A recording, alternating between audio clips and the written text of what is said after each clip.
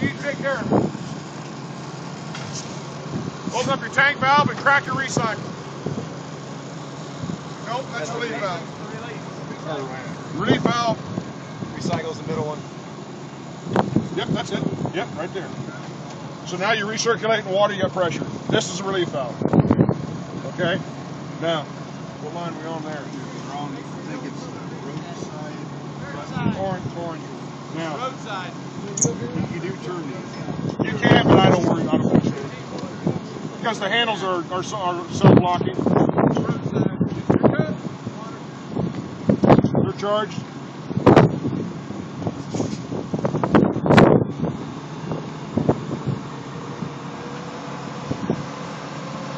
Now, being you're moving water now, you don't need the recycle open.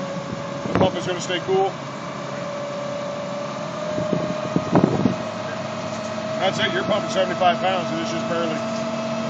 Now what I'm going to do, just so we don't waste a bunch of water, I'm going to shut this discharge off and open the recycle back up.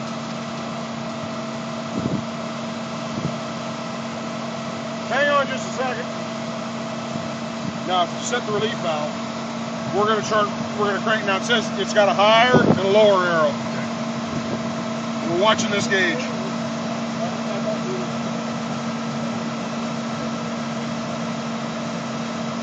It may be too low, actually.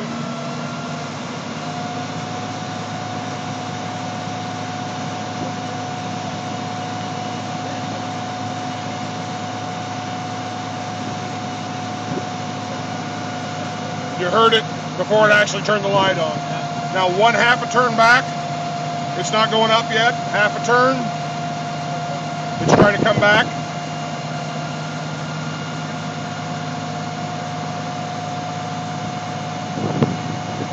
We're around 90 pounds.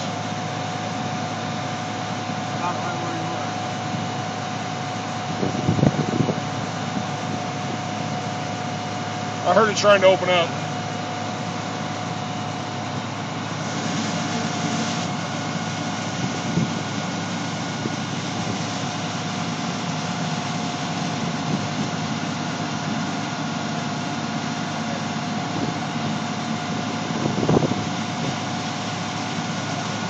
Now if I accelerate, it should open up.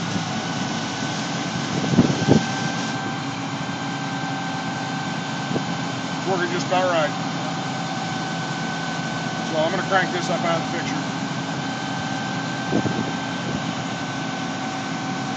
Okay, all right. But normally you would leave this closed then all the time. I would leave, when you're pumping water out, there's no sense having this open because the pump is staying cool. Now, if you guys are shutting down, mopping up at a scene, you don't know when everybody's got their nozzles shut or open, then it's when I would, but other than that, you're moving way too much water, and while you're pumping, ready? When you're moving water out, you'll notice that the head pressure really plays a lot. You can really rob a lot of pressure while you're recycling. So you might as well try to keep all your pressure to the firefighting ground, keep this shut, and that way you're moving water out to keep them more efficient. Now, if you don't know what's going on at the end of the scene, around the backside, you don't know whether somebody's dropped the line and, okay, then, but if you got view of the discharge nozzle and they're moving water, keep it shut off. On the old one, I always used to reach in behind the pump like they told me to feel the pump at all times. This one here, you can reach. You can't do that. No, you can reach down there and grab that cap. Last night, them guys had it warm. Yeah. Oh, the big cap. Touch that. Them guys had it warm. Reason being, last night they didn't have a lot of water, and we did a lot of recycling last night. We recycled for almost an hour and a half. And the faster, the higher speed you recycle, heats that water up because it's squeezing all that fluid through an orifice because you're choking it off. More friction, molecules rubbing, heats up. So when you're out in the wintertime, say, and you're going to just look pretty at a scene, you're blocking traffic. If you go to recycle, open the recycle, but just let the truck idle. There's no sense to speed it up. If you speed it up, you heat the water up more. If you're just wanting to keep the water moving from freezing, just let the truck idle. Let it chuckle. If you try to speed it up, you're going to heat it up. You better be over here babysitting it. When the water gets warm, shut it off. Well, this one's just like that one in there. Someone needs to be here all the time the truck is engaged. Well, sometimes that don't happen. Well, you can never be within feet of the front of that. I mean, less than 10 feet of the front of that thing anyway.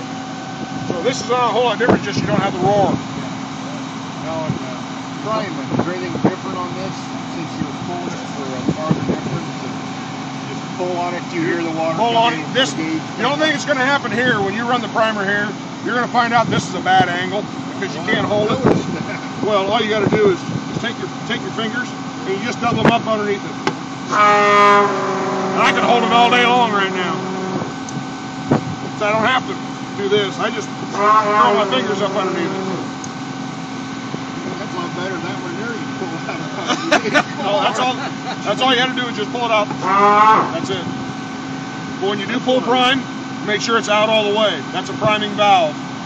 If you only pull it out part way, it's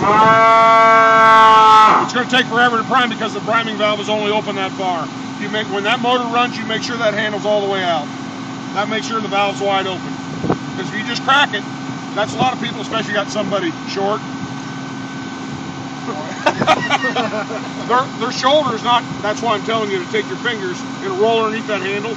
A short person can really then be able to prime. And that way they can have the priming valve wide open. Otherwise, if this is just barely cracked, the primer valve, the motor's running and burning up. You're not doing anything. So you got to make sure that primer valve is wide open, all like that.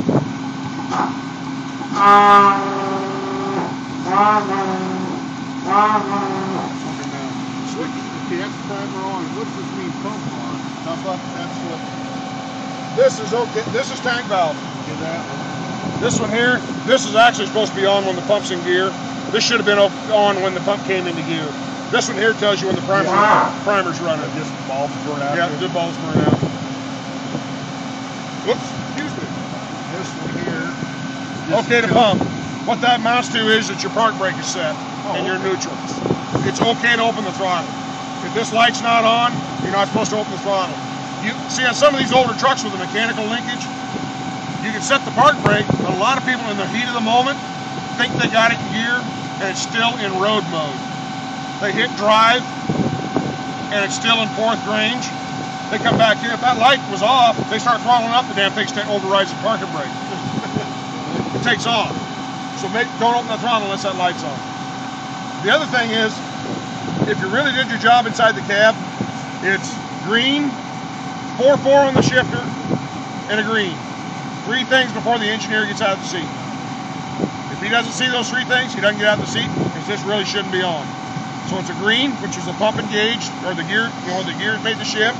You hit the shifter, you get the 4 and the 4, and then right after the second 4 comes up, the second green light comes on. So it's a green, 4-4, green. There's 3 things you see. Once that happens, the pump's in gear.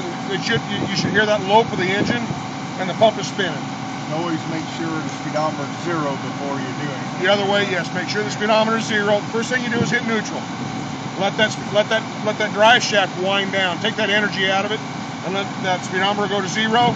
Once it stays on, not bouncing, on 0, then you make your shift back. And that's it, guys. It's pretty simple. I know they're going to drag you once or twice. Oh, it's going to happen, but you just got to remember to hit the neutral first. I know in the heat of the moment, everybody says, well, what do you do first? And then they're going to want to hit that shifter. Neutral first. Is there anything you need no different by using the booster line off of this? Just booster line. Pull it on, and that's the only control for it. That's it, and I don't know why Galesburg wanted a line reading gauge on it. That ought to have a blank over the line reading gauge. Oh, here. That line reading gauge there, it's a weight. You have so much friction loss on that. You're only putting out 30 gallon a minute. Why they put a line reading gauge on, I do not know. Basically, all that's for is to clean up the glass off the road after that. Yeah, it's not. That's the booster over there. That's the only stuff right there. That's better. No gauge. What's the blue in there? That's got to be a side discharge. Yeah, booster line system doesn't have a gauge. They just have this. The only thing to shut it on. See, ours, you got to pull one, then go back and turn another. No, this is right straight out of the pump. Right straight out of the pump. There's no header line on this. Everything's right straight off the top of the fire pump. No header lines to worry about. When you operate a valve, you're opening a valve to a discharge of your intake. Any questions? It's going to take a while to get used to doing this again before we really haven't done it on the other one like we should. We always leave it up. Yeah, I mean, always leave it turned up. basically go till it's on and then back it off about one turn after it shuts off. Is about. Now this one here, you need to actually one turn at a time, and the more you use it, this thing's actually operating kind of slow. But the more you use it, the better it'll get. The biggest thing is because people's water's so good because the lime and the chemicals that doesn't take long for that to get crusty in there, and it'll get sticky and won't work. Why don't you shut down and go through that again for me, if you would? Just how you set that, how you did everything. Let me just do it through the recycle. I'm not discharging any water. We only got so much water. But most generally, it's got to be over 80 psi. Now I'm gonna crank it to the low side. In other words, I'm gonna take it one turn at a time Until the needle starts to drop. Right? until the needle starts to drop. I forgot how many turns I turned it up. Okay. Drop. Half a turn, it's coming back. Someplace in the next half turn, it's already operating better just by using it. If I really want to get finite about it, I'm in a quarter turn and it still hasn't opened up yet.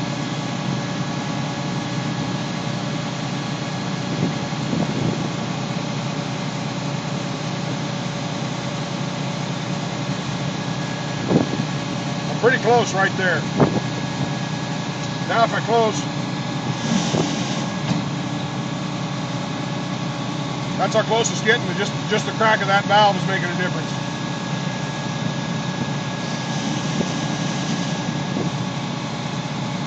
I'm within 10 pounds. And that's the way it should work. That's the way it should work. Now, if you got to make it, oops, I better open that back up. If you got to make a line change, the first thing you do, if you want to add a line or take a line away, the first thing you do is get this thing out of the picture. So you raise it up out of the picture. Now when you go to set all your line drops again, this thing ain't going to screw with you. You know, you can do your line drops, whatever you got to do, look at your line reading gauges, get everything set, then you bring it back into the picture. That's all done. First thing you do is get this out of the picture. I have no idea how many times I just turned that up. Really, down one, if you use everything on here, this thing move a hell of a lot of water on it. Oh yeah. More water than probably Rio, North Harris, and Lexington together.